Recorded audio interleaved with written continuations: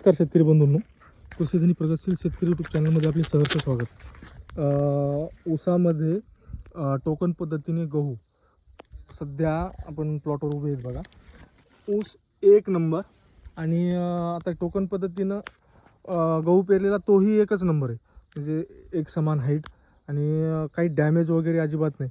ह्या 1 एकरमध्ये टोकन पद्धतीने 6 किलो गहू आणि एकरी समजा आपला ऊसाचा आपल्याला लागवडीवर आहे तर गव्हाचा ऊसाला 1% डॅमेज नाही आणि ऊसाचाही गव्हाला काही इंटरनल डॅमेज नाही. त्यामुळं जे शेतकरी आंतरपीक म्हणून प्रिफर करतील गव्हाला ऊसामध्ये सर्वात छान आहे.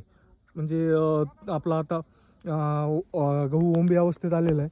आणखी 1 महिन्यानंतर गहू निघून जाईल आणि ऊस परत हे होईल. आता काही शेतकरी म्हणतात की गहू ऊसाला मारतो, तर तसं अजिबात नाही शेतकरी बंधूंनो.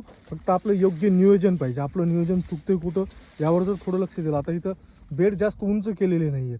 आपण काय करतो की बेड उंच करतो आणि त्यावर गहू दाबतो. तर त्याचे आणखी मी सुप्रीम म्हणजे प्लॉट पाहिले नाही, त्यामुळे त्यावर आणखी काय भाष्य करू शकत नाही.